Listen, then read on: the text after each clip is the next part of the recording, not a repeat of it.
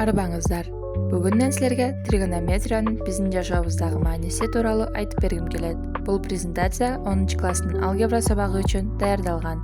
Бұл маалымат сілер үшін қызыктуу жана пайдалуу болот деген ойдомун. Баарыбыз билгендей, физика бул биздин айлана чөйрөнүн касиеттерин түшүндүргөн илим. Ал эми математика бул ошол физика адам менен сүйлөшүүчү тили. Башкача айтканда, математикасыз физикада башка илимдер да өнүгүшү мүмкүн эмес. Ошентип, математика биздин жашоодо чоң ролду ойнойт. Бирок суроо жаралат. Эмне үчүн дал ушул тригонометрия керек? Ал биздин күнүмдүк жашообузга кандай таасир этет? Тригонометрия деген эмне?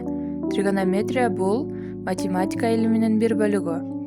Ал үч бурчтуктардын бурчтары менен жактардын өз ара байланышын жана тригонометриялык функциялары синус, косинус, тангенс, котангенстерди изилдейт.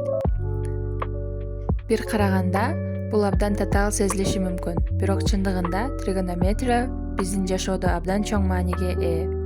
Көпчүлүк бул илимди жөн гана мектеп сабагы катары кабыл алышат, бирок ал жашоонун дээрлик бардык тармагында колдонулат. Келгиле ошонун айрым мисалдарын карап көрөлү. Тригонометрия алгач астрономия менен тыгыз байланышта өнүккөн. Байыркы астрономдор асман телолорунун аралыгын жана бурчтарын аныктоо үчүн үч бурчтуктардын касиеттерин колдонушкан. Мисалы, байыркы грек астроному Аристарх Самоский күн менен айдын ортосундагы аралыкты эсептөөдө тригонометриялык ыкмаларды колдонгон. Ал жер, ай жана күндүн түзгөн үч бурчтугун карап, кээ бир бурчтардын маанисин эсептеп, алыстыктарды аныктоого аракет кылган. Ошол кезде бул өтө татаал эсептөөлөр болгон. Бирок азыр биз ушундай эле маселелерди математика сабагында оңой эле чыгара алабыз. Бул тригонометриянын канчалык байыркы жана маанилүү экендигинин далили. Тригонометрия жерди өлчөөдө да, башкача айтканда, геодезияда өтө зарыл. Геодезисттер бурчтарды жана аралыкты өлчөп, синус жана косинустун жардамы менен жердин бетиндеги координаталарды аныкташат. Байыркы заманда адамдар белгилүү бийиктиктеги нерсенин көлөкөсүн белгисиз бийиктиктеги дарактын көлөкөсү менен салыштырып, анын бийиктигин чыгарышкан. Бул тригонометриянын эң жөнөкөй колдонмосу.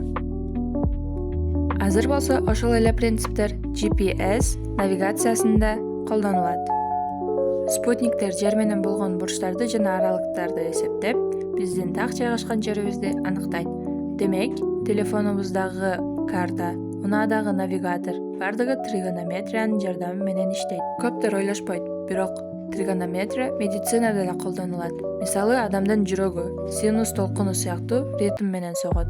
Жүрөктүн иштешин жана биоритмди изилдөө тригонометриялык функциялар пайдаланылат. Мындан тышкары, тригонометриясыз компьютердик томография, рентген жана башка диагностикалык аппараттар иштебейт.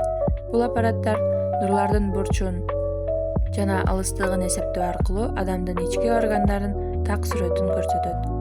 Кызыктуу факт, америкалык окумуштуулар далилдешкендей, адамдын мээси да алыстыкты баалоодо тригонометриялык принциптерди колдонот.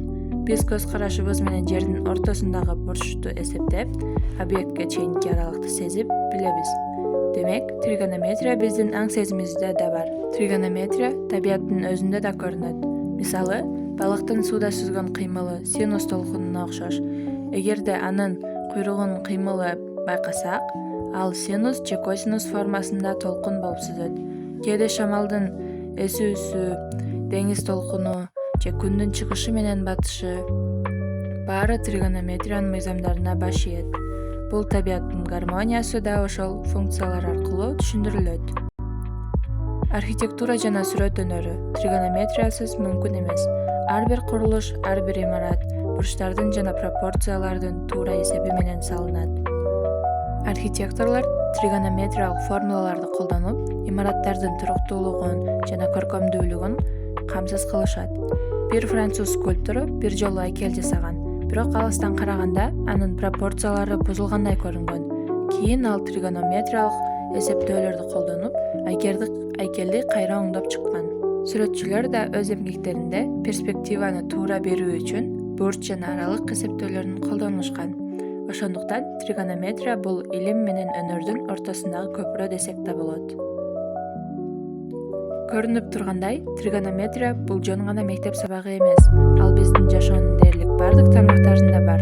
Астрономия, геодезияда, медицинада, биологияда, архитектурада, техникада жана искусствода. Стоп! Як ти дізналася, де джерело? Я зараз поясню. Наш Роджер має зріст 1,87 м. Його відбиток від променю побачили ми всі. Отже, вимірявши кут у місці, де він був стояв, а я визначила то.